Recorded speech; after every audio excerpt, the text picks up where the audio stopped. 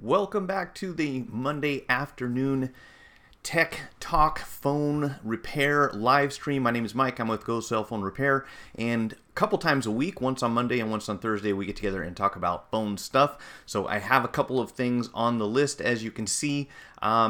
We try to answer any questions that come in, whenever possible, but also we have a few topics that we like to cover just in case. It's kind of like going on a date. You want to have just a relaxed, natural conversation, but if you run out of things to talk about, then there's a lack of chemistry. But we're not dating, and this is something completely different. But on those same lines, there are a couple of things I want to talk about today. One is the iPhone 8 back panel. I have a video that I'm going to attempt to stream, and I hope that it doesn't ruin everything. So if I start lagging or my audio is way off from the video, please let me know in the chat and I will stop playing the video. I'm really hoping that that's going to work out well.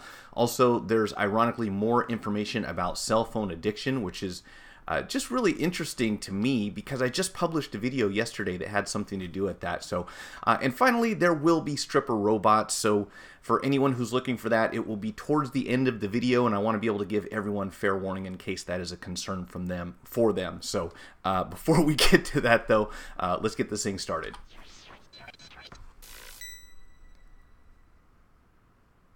So in my news feed this morning, they have all this information about social media, phones, kids being addicted, cell phone addiction, and it's really crazy because I had no idea this was going to break today, and I actually had a video that I had been working on for about a month trying to get things together and be able to publish it, and I'll put a link to that up in that corner, way up there, if you want to check it out. It's a very short video collaboration that I did with another publisher where we kind of talked about some of the negative health effects that we see, not only in children, just people in general, but as parents, a lot of people will probably be concerned about this, and I hope that there's something helpful there for you.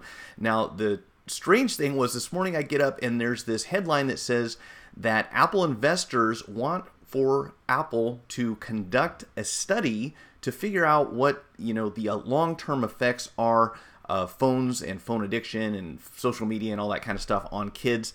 And it's a sizable number of investors. When you talk about money, there are two separate groups, and one is actually, I want to say, a teachers union of some sort. Oh, and my deal just disappeared there. Hey Nate, what's going on?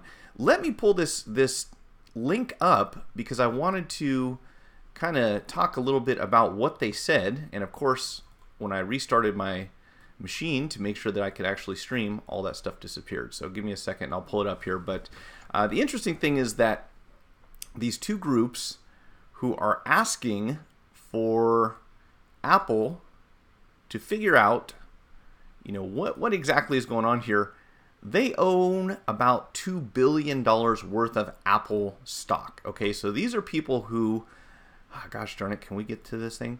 These are people who have a pretty decent sized interest in the Apple Corporation, and the cool thing about that is that if you ever want someone to actually take action, you need to talk about money. You need to talk about how they make money and who controls that money and who really makes those decisions. And when it all comes down to it, every large corporation is concerned about their stockholders being happy, more so than their customers or any advocacy group or anything like that. So it's really cool to see that some investors came forward and said something. Now, the interesting thing here, this is the New York-based JANA Partners LLC and also the California State Teachers Retirement System. And if you go to the JANA Partners page, they kind of talk about ethics and how much they believe in doing the right thing and that kind of stuff. So that's really cool that they're both doing this. Now, the funny thing about this, when I dug a little bit deeper, was that, $2 billion sounds like a lot of money. It sounds like they would be very influential, right, when it comes to affecting Apple's course of action regarding this whole topic. Well, if you put it into perspective, Apple has somewhere around $900 billion worth of capital investment. So $2 billion compared to $900 billion, it's obviously not the majority of their shareholders that are proposing this study. And hopefully more people will come forward and say, yeah, this is the right thing to do. We should look into it and at least be aware of what's going on and what kind of effect this stuff has on children, because that's the answer we really don't have yet. We know what happens to people after 5 years or 10 years, but we really don't know what happens to people after 20 years, especially if they started from day one using this type of technology. And that, of course, brings into the, what's the matter? Somebody sick? Is that what that is? A sick icon? Let me switch this over to the chat so we can get that on the screen. So the thing about this for me is always, at some point, the question comes up, who is going to raise your children, you or society? So while I think this is a positive gesture for them to say, we need to find out what the answers are and what this is causing, to be fair, is it really Apple's responsibility to figure out what kids do with their phones, when they use them, how they use them, whether or not they're limited in how much time they're allowed, what they're exposed to, whose job is that really? And then, the other side of the coin, of course, is that, well, there are a lot of parents out there who aren't going to do the job that probably the majority of people think that they should. So in that case, what ends up happening is that responsibility falls on the state, or it falls on other people who are going to step in and kind of provide the proper care for these children. So it opens up a huge can of worms, obviously, but I applaud these groups for stepping up and saying, hey, we need to take a look at this and really figure out what the long-term effects are, because we don't know the answers to those questions yet, and there would be reasons for companies not to really be interested in figuring that out. And this is every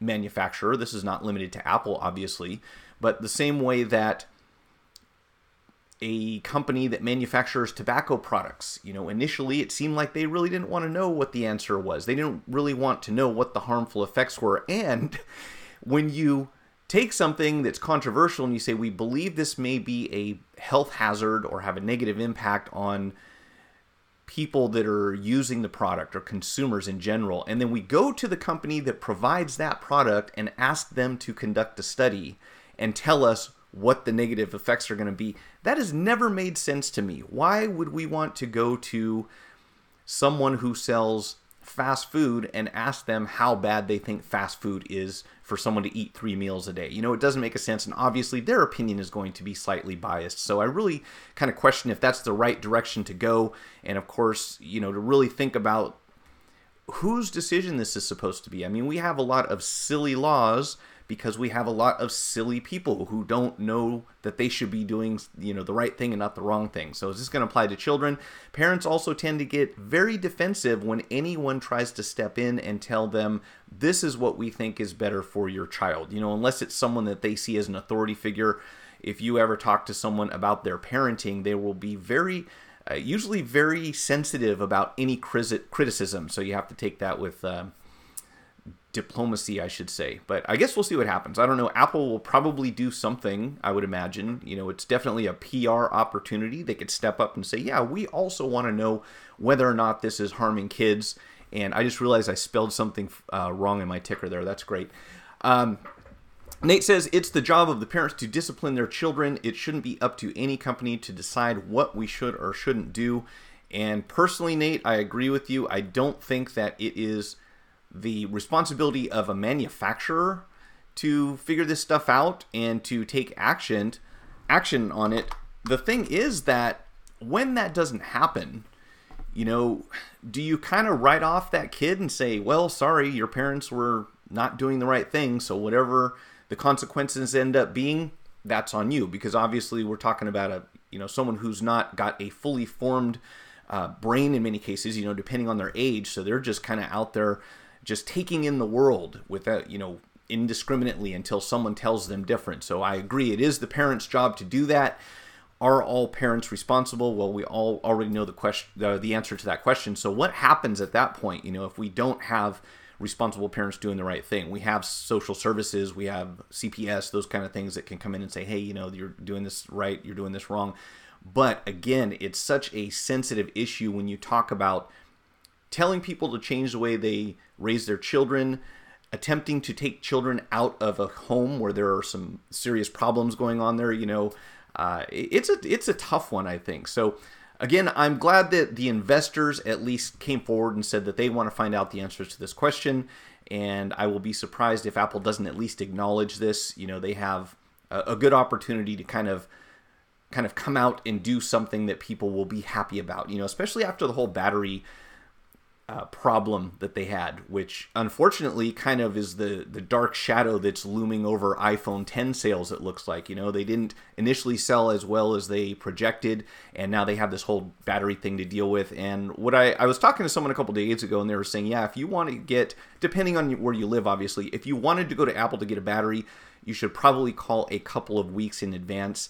And some people are describing the process as simple, in and out, and others are saying they've had to wait a long time. So again, we do offer battery replacement. So a lot of the people that you'll see in the chat here, and obviously if you're not a phone repair technician or business owner, I would encourage you to explore the options that you have in your area. You don't necessarily have to make an appointment, get in line, and go to Apple. And you know, obviously that's an option. And there's also this big discussion about whether or not to match the prices, which we just kind of briefly touched on last week. And now I've heard a lot more people talking about it and what a disservice it would be to discount your prices to compete with Apple and what we're able to offer over what they have. And, you know, it's kind of all up in the air. And I guess it's just really a decision that people have to make for their own businesses. Personally, I don't think that coming all the way down to $29 is a great idea, at least for me. But that may vary according to where you're at and what your long-term intentions are, of course. Now, I wanted to show this video. I am really going to try to make this work. And I've got the chat way up here if it looks like I'm looking off screen here. I'm going to see if we can do this studio mode thing, because I know a few different people had asked me about the iPhone 8 rear panel removal. And it is going to be at this time a little difficult for me to show that live, you know, and another problem is that it takes quite a while. So I actually have a video from another channel. I'm going to put a link to that video so you can watch the entire thing on his channel. But we do have a time-lapsed version here of an iPhone 8 rear panel removal, which I am going to have to prepare for this goofy thing. And like I said earlier, I don't know if this is going to work perfectly or not. I certainly hope so. But if it doesn't, please tell me if the video is lagging, and you know, unfortunately, I'll have to take it offline and do something else. But my plan is to be able to show this video. Let's see if we can turn this down, and as I learn how to use this software, see, is that going to work? I think it is. I think that we are going to have a video. So let's check this out. Nope, not that button, Mike. This button right here. There it is, sort of. Okay, why is it so out of the frame here? That's not supposed to happen. So let's see if we can fix this. Let's pause this guy real quick. I had a feeling this was going to be tricky, but I think I can make it happen if we just adjust this guy. Oh, that's going to happen too, isn't it? Why? What did that? I was not having this problem before. Let's see. If we move this up here,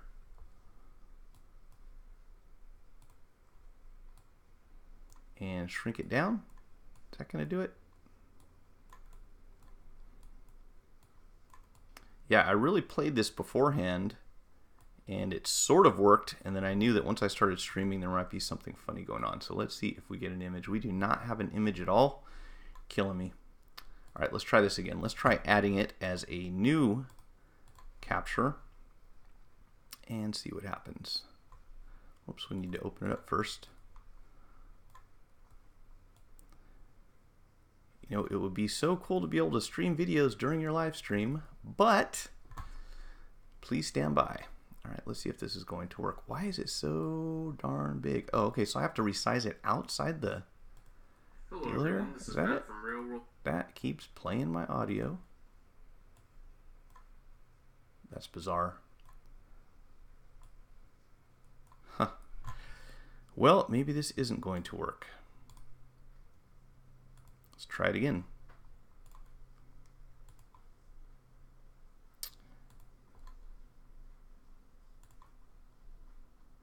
And we are going to go to...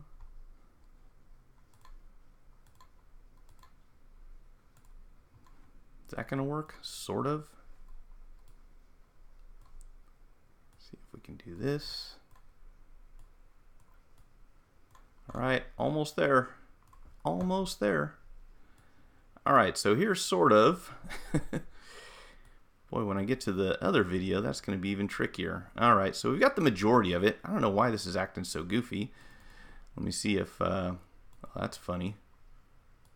All right, so anyways, here we sort of have this iPhone 8 rear panel, and I'm going to back the video up here because what you'll notice about this that I thought was interesting is that a lot of times these things tend to break right around the area where the wireless charging is, and I think that that was one of the questions that we had last week was, you know, can you retain the wireless charging functionality on this? And I believe that you can, and from what I can see here, it's all going to have to do with there I'm sort of in the frame there, with how the phone breaks. But I would venture to say that if it doesn't break in the exact area that you need it to, okay, there we go, sort of, you should be able to kind of break out that center piece because there's not really that heavy-duty adhesive glue that's holding it together.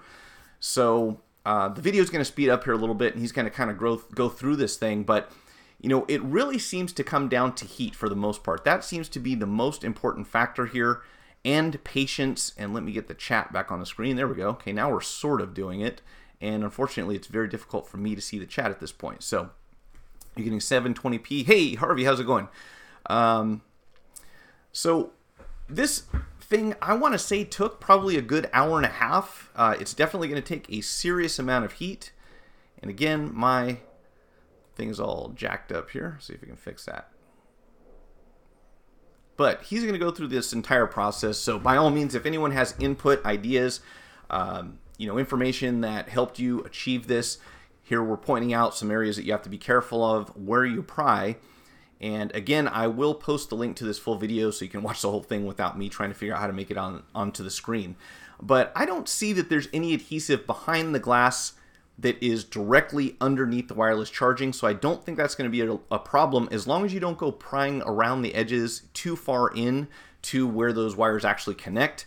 So you can see that this takes a fairly significant amount of heat. I don't know the exact temperature that it's going to be, but oh, sorry guys, I lost my chat there for a minute.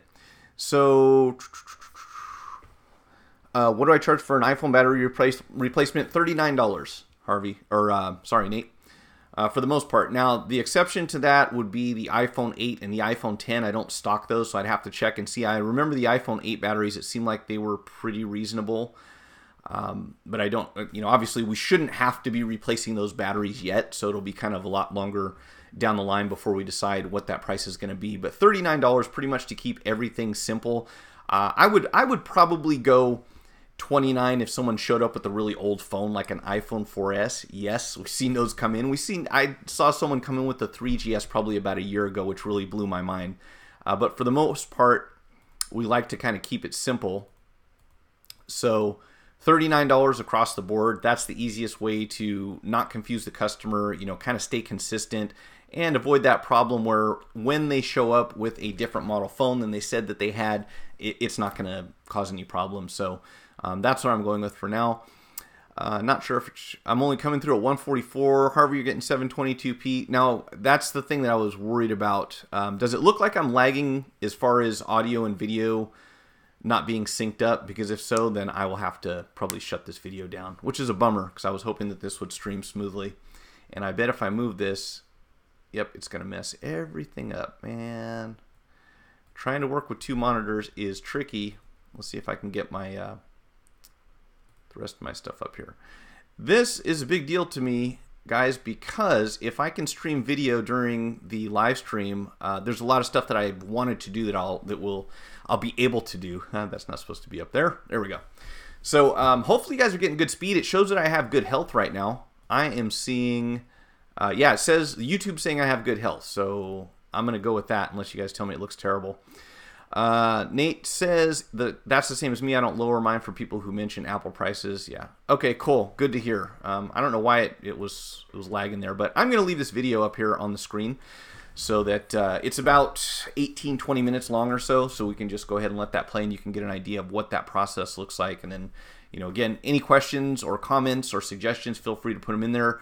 To the best of my knowledge, it doesn't look like the freeze machines are going to be a benefit for getting this back panel off. So everything that I've heard says heat is really the answer to getting this thing removed. Heat, patience, and a lot of care, being very careful. If it takes that much heat for a prolonged period of time, wouldn't it make sense to replace the battery as well? This repair looks like the battery life may suffer. And that was my concern also, is knowing and he actually makes a comment in here about being very careful about not getting it too hot, because you don't want your battery to go Galaxy Note 7 on you, which is, ooh, that's such a stab, but at Samsung, but it's true. We don't want to damage the battery, and we would really need to know, Harvey, exactly how hot the battery is getting during that process. I do know, after looking into a lot of lithium-ion maintenance information, that the worst thing for a battery is to be charging it while it's at an elevated temperature. Now, they did give me some numbers, and I don't have them right off the top of my head, but you definitely don't want the phone to be in use when you're heating it up. And could this potentially damage the battery? I'd say yes. I mean, anytime a phone's exposed to an excessive amount of heat, which, it seems like this would be. Now, the thing is, you do have that metal, I believe it's stainless steel panel that the glass is attached to, so that is going to sink some of the heat away from the surface on the glass and kind of create a barrier between that and the battery. How much is actually getting through, I don't know, but yeah, absolutely. That was my first concern, is, putting so much heat on this thing, is that going to cause problems? And at the same time, when we do something like battery removal for an iPad, we have to put some heat on the back of those. Back in the old days, we used to blast the back side of those things and get them really hot. Of course, that battery was going into the trash can, so it wasn't that big of a deal, but never had anything blow up. So I really wish I had an answer for you that, it seems like there should be an easier method for getting this thing off. And it really makes me suspect that Apple kind of knew how difficult this was going to be when they put this thing together. But I think it's a bad design, really. And until someone comes up with maybe some sort of a chemical process that's able to get between that glass and the back panel, I don't know that there's another alternative. And if you go to Apple, you're not getting off cheap on this one either. Even if you have Apple Care, you have to pay for that, not screen or battery repair. So yeah, the battery might suffer on this one. And should you go ahead and replace it? I think that on this one, probably my approach, if someone brought me this repair, an iPhone 8, and said, hey, I need you to take the glass panel off, do I want to immediately say, well, this might cause a problem for your battery? Because my thought would be, why not give the customer an extension, and warranty their existing battery throughout their 1 year from the date of purchase when they got the battery from Apple, so that if this had some sort of negative effect on the battery, we say, hey, you know what? I came to you 6 months ago and you replaced the back panel on my iPhone 8 and now it won't hold a charge, or now the battery's completely garbage, and obviously they're not going to be able to go back to Apple, more than likely. I might be okay with extending a warranty on their existing battery and say, hey, we've seen that occasionally this is a problem, and if it is, we'll replace the battery for you. I would prefer that to just jumping in and giving them a different battery, because as you know, it's tough to find really good batteries, and chances are you're not going to get a brand new OEM iPhone battery all the time. So I think I'd rather extend their warranty than take what could be a perfectly good working battery out of their phone. And beyond that, I will kind of have to wait and see, I think. So let's see. Yes, it looks like a painful process, and that's why I wanted to stream this entire video, because it goes on. And you can see he's going at 4x here. This is 4 times as fast as this repair actually goes. And also, and this is Matt from Real World Repair. Again, I will put his link probably up in the corner. Let's see, where is it? Up on that side. Man, it is hard to do this. Okay, so there's going to be a little card appearing way up in the corner of the video after the video is finished to this, and you can see the original video. And yeah, it just goes on and on and on. So how much time do you want to invest? Well, obviously we have to charge accordingly.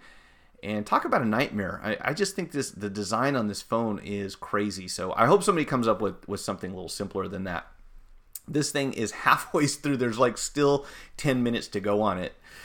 So yeah, not fun. This is definitely... Oh, and by the way, the other thing that I wanted to mention was that he said you've got to be very careful, and the person who made this video, Matt, told me he does not believe that this is going to be a consistently reliable method for removing the back panel from the case without damage. So it's not going to be 100%, and I would tend to agree with that. You can see there's a lot of places where things could go wrong here, between the heat and the prying. And watch your hands, obviously. There's a lot of broken glass to be working with there, and it doesn't look fun.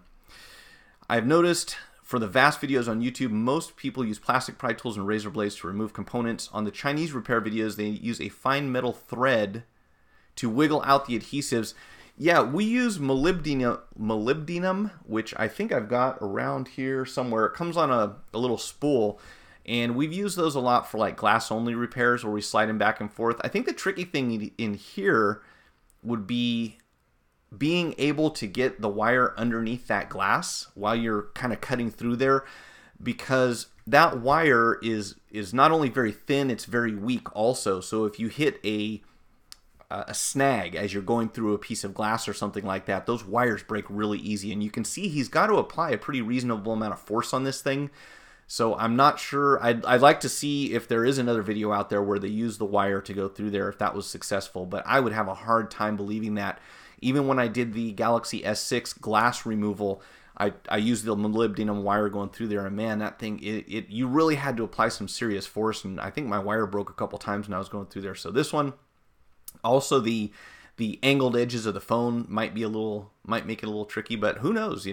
I'll give it to China. They tend to be innovative when it comes to repair techniques. So a lot of the ideas that we end up using come out of China. They figure out a way to get it done, and that's what gives me confidence that the repair industry can never be stopped, because there's always someone, and a lot of times it happens here also, but there's always someone here in China, Europe, India, there's someone somewhere in the world who figures out how to get this done, regardless of how much we might feel like, it was designed for us not to get through the repair.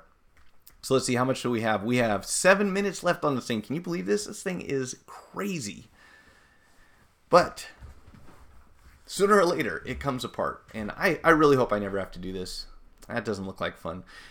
Okay, so, wow, we're caught up here. I did not add any additional topics because I thought that this would be probably something that people would want to see from beginning to end. And, of course, you can see the video again later on. But I do want to let this run. I want to let this go the entire length so you can kind of see what really goes into this, and anyone jumps in and there's a good close-up shot. So the glue under these things is crazy. There are other things to look out for, obviously, during the repair. You've got your rear-facing camera there. You've got that wireless charger, and man, it would be so tempting to give up in the middle of this thing, wouldn't it? Let's see. It looks like the same adhesive they use for the camera glass. That was my first thought. And if you take a look at the iPhone 5 series, those little glass strips that go across the top and the bottom of the back, which are very easy to install. I mean, we have a piece of adhesive we peel off and stick them on there, but man, getting those things off is insanity. So, there's got to be a better way than just brute force and heat, I would think. I mean, I certainly hope. Customers are probably going to be relieved that they didn't buy an iPhone 8 when they see this process, but, what's the iPhone 10 going to look like? Probably about the same, except if I remember correctly, you can't get the back panel off because it sits underneath a piece of metal that's welded to the camera on the back. So that's going to be even more of a headache. Will this ever blow up in Apple's faces and they, when customers turn around and say, hey, I should never bought this phone because it's so hard to fix? Probably not. It should. But yeah, this thing is just out of control. I am not looking forward to this at all.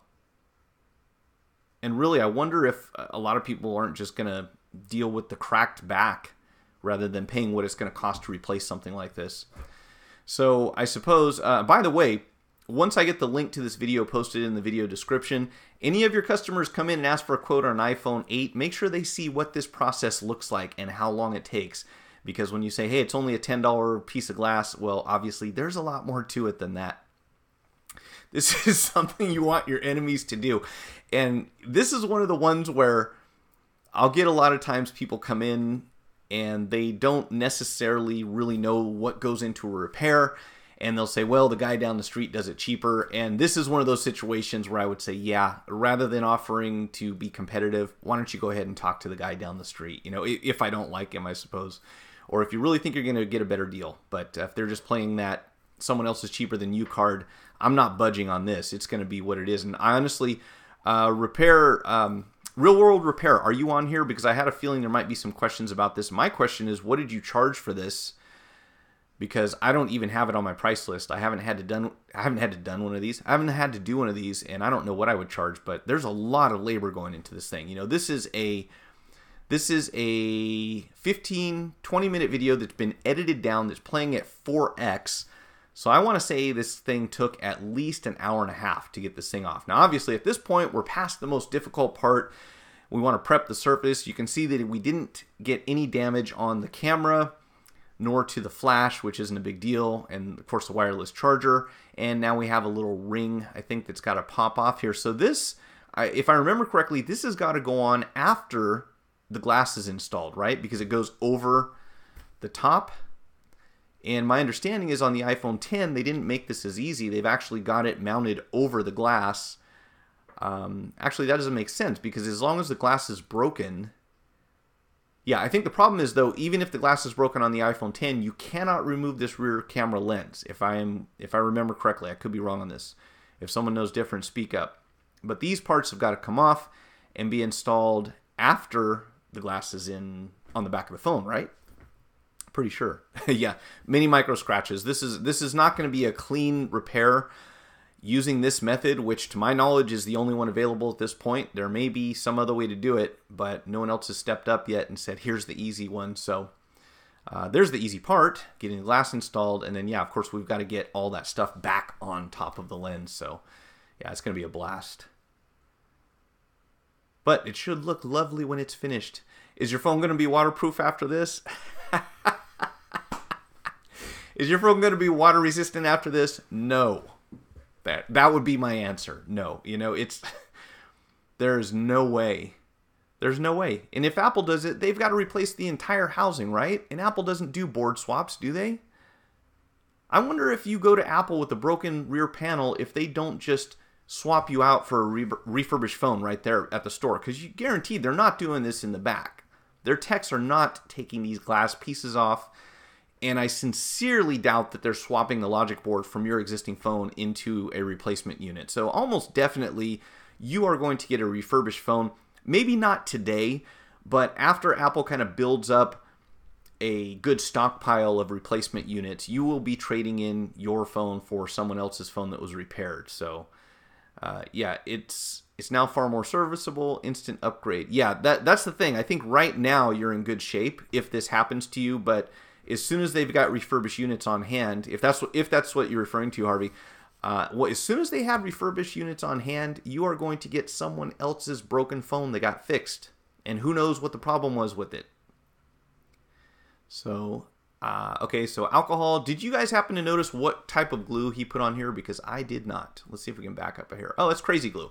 Okay, so just standard, good old crazy glue. You could probably use B7000. There's probably a number of other different types that would work. But obviously don't get this on your fingers. That's no fun. No fun. And here we have our camera lens assembly. And if you get one little tiny piece of glue on there, you're going to have to go in and clean it up. And by the way, folks, I learned something. If you haven't seen my iPhone 7 camera lens replacement video, or if you haven't done an iPhone 7 camera lens replacement where you use glue to attach the lens to the phone, be sure to allow the fumes to clear before you put everything back together. Otherwise, you're going to have to go back inside and clean off that residue that sticks to the glass on the inside. I learned that the first time I did one of those. All right, so here he's just going to go around, it looks like, on the outside with some alcohol and clean up that excess glue. So everything looks nice and factory, just like it did before. That's the plan. And what do we have here? Oh, it looks like are you scraping off glue there?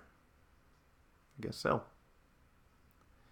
Oh, yeah, you're right. It is Gorilla Glue. I said crazy glue. That's Gorilla brand glue, which I use occasionally myself. Again, I think the B7000 would probably work and might clean up a little easier. Maybe. But whatever gets it done, right? So I think we have a finished product here. Yep, 30 seconds left to go. So not bad. Again, that's Matt from Real World Review. I'll put the links in the video description if you want to check it out. by all means. He just launched his channel about a month or two back, and he's been doing a lot of reviews and a couple repairs and teardowns here and there. So good quality stuff if you want to check it out. Yeah, it looks nice. So I don't think anyone complained about that, except for the person who had to do the repair, right? Man, I really do not want to mess with that ever.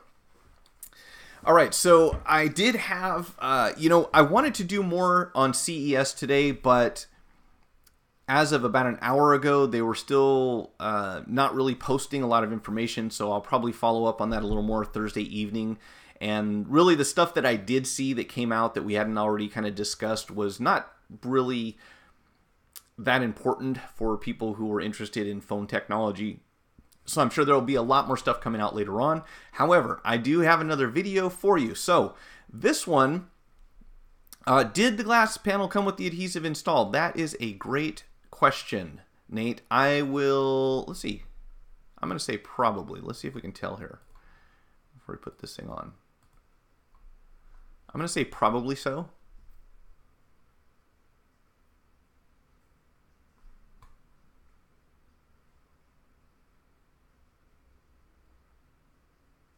I think I jumped back a little too far here. Let's see. We got that. Oh, where is it? Yeah, it looks like it just came right out of the package just now. Let me make sure that is the case. So, there's the back. Ah, he didn't show it, did he? Gosh darn it. All right, I'll have to look into that for you. I'm not sure. He didn't. It doesn't show. Oh, yeah, it does. There we go. Yep, you're right. It is around the edges. So we've got adhesive all the way around the perimeter. And it's probably that heavy-duty, thicker black stuff that really is real sticky. And, not, I would say water-resistant, definitely not waterproof, but that's really your best odds of getting that thing back together and not having water leak in. And then, of course, putting the gasket around the camera, because that's going to be a weak spot for it.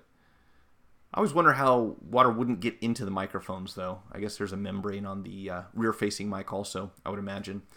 So yeah, only on the sides. I suppose you can add some adhesive if you wanted to behind the back panel. Let's go ahead and let this play out, actually. I think we're about right here, right? So you could add some adhesive, and this is one of the things that whenever I look at the Galaxy phones, people always ask me, should I add a lot of adhesive behind the display? And I don't really think that it's that big of a deal. I used to put a small bit on there, and then, when we got to the Galaxy S7s, we found out that that's not always a good idea. So, with this on a back panel, not a real big concern, as long as we don't have pressure, obviously, pushing up against the back of the panel, forcing it away. And it looks like there's a bit of thickness to that adhesive on the perimeter, so might want to add something on there. I guess it wouldn't hurt.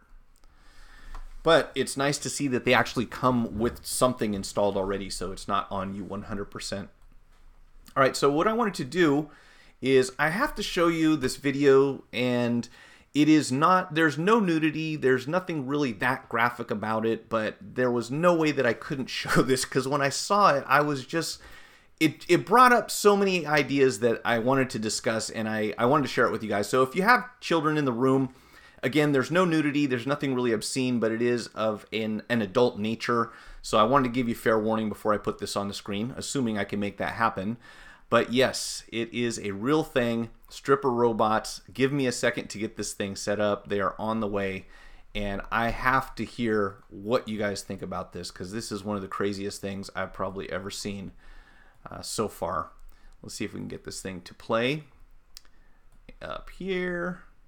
Now, this is a gentleman's nightclub. I always laugh when they call them gentlemen's nightclubs. It's a nice way of putting it. But this is from a gentleman's club in Las Vegas. It's called Sapphire. If you've been to Vegas before, it's not going to be a big shock to know that they have adult-themed entertainment. And, the title of this video is Robot Strippers. I did not say that. A lot of people will refer to this as, I suppose, robot adult entertainers or robot exotic dancers. So, be that as it may, the title was Robot Strippers. That's why I put it on the video. But yeah, here it is. So if you're not ready for this, this is the titling. But this is a real thing, okay? And they're showing this at CES this year. And my mind is just like, at this point, sorry, I don't know if I had the volume on there. I'm not sure what to think about this, guys. This is one of the craziest things I've ever seen in my life. Am I so far out of touch? Because we know that anyone who's played GTA, they've got, animated strippers inside their strip clubs, and we've got artificial intelligence, and they make dolls for people to have, for companionship, among other things. Well, now apparently you can go to the strip club and check out robotic strippers. What does this mean? I don't know where we're headed, what this is going to be. There's their number if you want to call them up and get a limo ride. Oh, sorry, I'll put all this info in the video description also when this is finished. But to me, this was one of the most bizarre things, and I thought the video is going to loop. It's not going to loop? Okay, because we need to have a robot on the screen while we discuss this, because I know if anyone jumps in here, they're going to be like, what are you talking about? Okay, so here we go. Robot stripper on a pole. Now, I probably should dedicate one live stream or one video to this entirely, but this is a strange thing. There are so many questions in my mind about the future. And remember, I keep, once in a while we talk about artificial reality and augmented reality and things like that. Yeah, there's a good call, Harvey. Offer repair service for your robot stripper. I'm just wondering, is this just a gimmick? Is this designed to get people to go, wow, there's a robot stripper at this club, I have to go check that out? Because that I can see. Is this going to be actual entertainment beyond the novelty of building something that can mimic the same type of movements that an exotic dancer makes on stage? What is the purpose of this thing? Are people eventually going to be paying? Could you imagine they're sticking money into the robotic stripper's G-string or whatever you want to, she doesn't really have any clothing, but it's pretty impressive, I have to say, that the sophistication of the movement in this thing. It's they've gotten very close to being able to reproduce the complex movements that are necessary to do pole dancing, right? And when we talk about artificial intelligence, and we've already seen some good examples, they have a robot that can do backflips now. And we've heard about people investing in these dolls for companionship and other things. So how long is it before we have a robotic dancing stripper or dancer or whatever you want to call it that actually looks like a human? And are people going to accept this? And, thinking of the direction that people... Yeah, and also, is this demeaning to women? I don't know the answer to that question. If someone was of the opinion that it is bad for women on the whole, and I'm not making any judgments here, okay? I'm just discussing both sides of everything to the best of my ability. If someone felt that strippers were demeaning to women or men or to everyone, in general, what about robot strippers? Does that present the same social inequality or what's the word I'm looking for? Misogynistic or anti-feminist kind of sentiments, because it's really not a person, it's a machine, but it's a machine that we can assume will ultimately be designed to look very much like a real person. So I really don't know where this is going, but man, I just had to show you guys this because I thought it was the trippiest thing ever. Let's go back to the comments here. Can't wait to try one of those. Not into it myself. That's a bit much for me, at least at the moment. It looked like only the sides had some offer a repair service on the robots. That, I think, is big potential. And that is one of the things that when people ask about phone repair, and I always say, let's think about this as electronics repair. I think ultimately, depending on how long you're going to be in this business, let's start thinking about this as repair on not only handheld devices, but any sort of electronics, any sort of robotics, anything that uses artificial intelligence. And you have to assume that eventually, if there's robotic strippers, there will be a robotic stripper app. There's got to be some way for your handset, for your phone, or for your tablet to interface with this machine, to call it over to your table for a lap dance or something. I don't know what. I can't even imagine.